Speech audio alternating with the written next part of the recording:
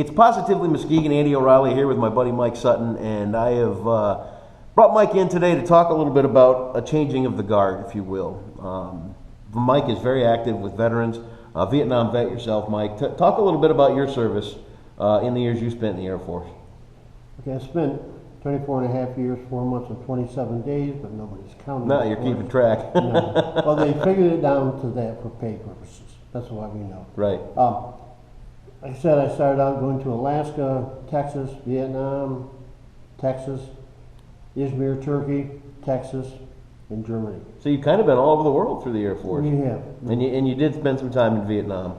Spent 365 alive, as they used to say. Yeah. And that was your goal. I was a medic with the Air Force, got transferred over to the Army as a MAC-V advisor, which was Military Assistance Command Vietnam, and ended up with 6 guys out in the boonies. Wow. I thought a bar was someplace you drank at, and then I found out it was a weapon. Yeah. Okay. Our job there was, we had 36 hamlets from Mountain Arts to Vietnamese. We also, John was taking care of the food and garbage and everything else for our 6 guys. And also we taught the Vietnamese combat medicine. And we also would go out and pick people up when they, especially these long-range patrol guys that were out in the boonies. Yeah. We'd go pick them up if they were hit. Sometimes we get called out and take care of their dog. Yeah. Is it tough for you to talk about? My dad, and I ask that because my dad's a Vietnam vet too. Okay. And it seems to me that you know, you've got the greatest generation, your World War II guys, and they talk about nothing.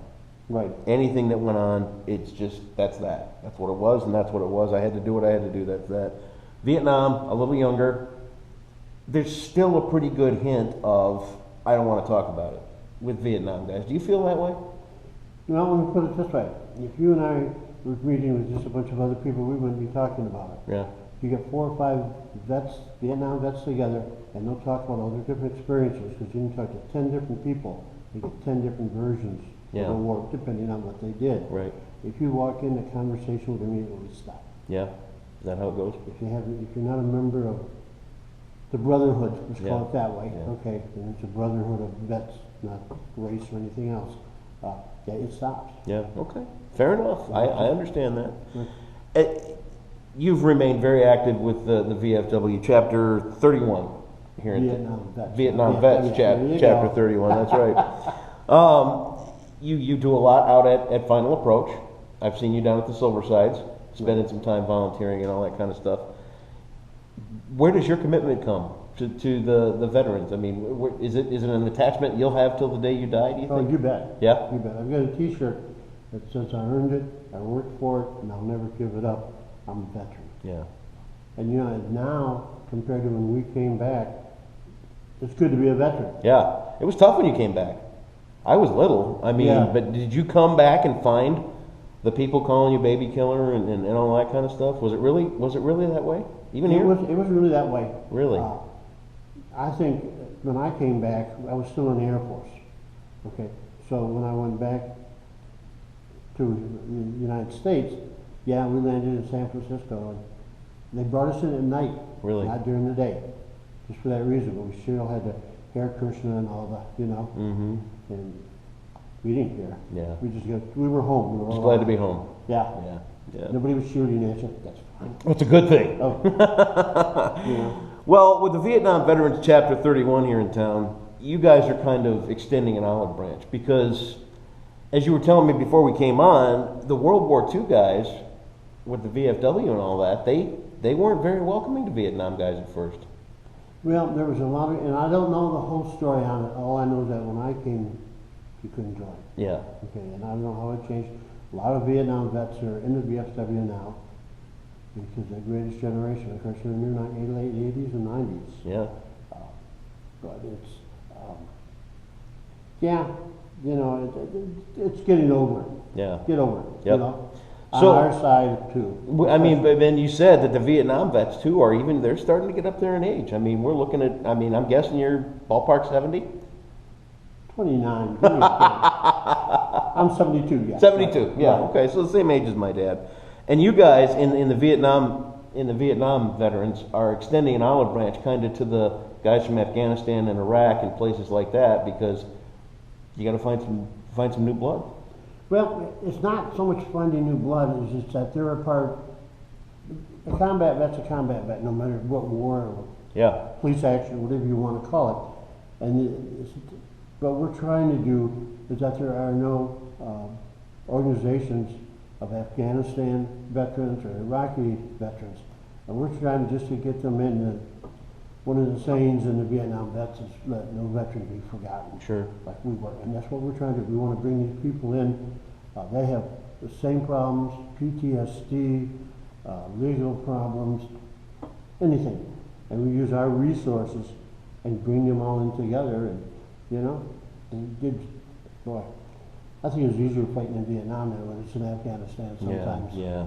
I mean, any war is awful, and you hate to think that it happens. And I mean, I look back over my life. I'm here 45 short years, and I honestly can't think of a time where there wasn't something going on. And it's difficult to believe, and it's hard to think of the aftermath that's left with people that served in Iraq, Afghanistan, Vietnam, Cuban Missile Crisis. I mean, you know, all that kind of stuff. And to know that there's a place for these guys to turn is important. Right. And that there are people out there that understand what they're going through, share the problems that they have, and there's a place that they can get together and heal, Right. if you will. Exactly. So tell me about the meetings with the Vietnam vets. What goes on here? Well, we start out with potluck. Yep. Best way to get old guys to come to a meeting is Feed 'em. Feed them. You bet. And your wives come. We're very family oriented. Okay. Okay. Everybody, we meet at the VFW. In the summer, we meet out at the memorial. Okay. Okay. At Final Approach. Final Approach Okay. Memorial. You bet.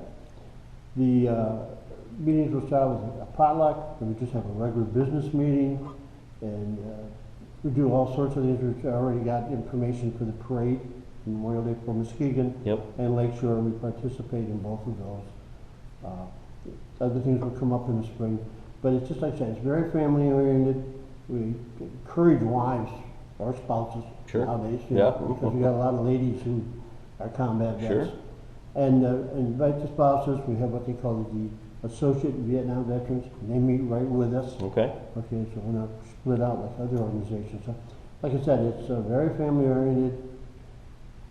Everybody gets along fine, and at 8 o'clock, that's it. Party's over with. We go home on these long Right. meetings. Right. Okay? We've been a part of one or the two of those lately, I'll tell you. How true. How true. So, do you find that the younger guys, these guys from Iraq and Afghanistan and things like that, do you find that they are surprised that this kind of outreach is out there for them? There's a lot of information out there, and I think to them it's unusual that all of a sudden somebody wants to grab onto them. Yeah. Okay? Yeah. I mean, the point is that you're not alone. Yeah. The point is we've got a really good veterans organization. They just started the new Veterans Court, Okay. which is a special thing set up for veterans. And the hardest thing is to get the information out to people. Yeah. And this is a good place to find it. You bet. Gathered up with you guys. When is the meeting and what time and all that? Okay, the meeting is always the last Thursday of the month, Okay. okay, which is the 29th, 28th. Something like that. I got it written down or something. Anyhow, so last Thursday of this month, we start eating at 6:30. Meeting starts at 7 o'clock prompt. You do not have to bring anything to eat. Okay. Okay, if you're a new person and so, please don't let that stop you from coming. Sure. We never send anybody away hungry, and we've never run out of food. Good. Okay? Yep. Because these ladies and people there's always too much. Yeah, that's the way it goes. But we always meet the last Thursday of the month with the exception of November and December. Okay. We will meet at the VFW until through the month of April. Yep. And then in May, we'll start a week earlier because of Memorial Sure. celebration. Out at Final Approach. You bet. Awesome. Is there a website people can come to, or is that still all in the works? That's in the works. That's in the works. That's in the works. Well, we'll keep our eyes open for There it. you go. And we'll keep you updated. Great things are going on. Mike Sutton is part of the solution here in Muskegon. He does a lot of great things for vets. And if you are an Afghanistan or Iraq veteran, stop in and see these guys. 6:30, Chapter 31 of the Vietnam Veterans of America. Is that right? You got it. That's perfect. Mike Sutton, thank you for coming by today. Thank you for your work. And we'll look forward to seeing everything you got going on at Final Approach and the Silver Sides and everything else. Sounds good. Mike Sutton, thanks for being here, and thanks for tuning in to Positively Muskegon.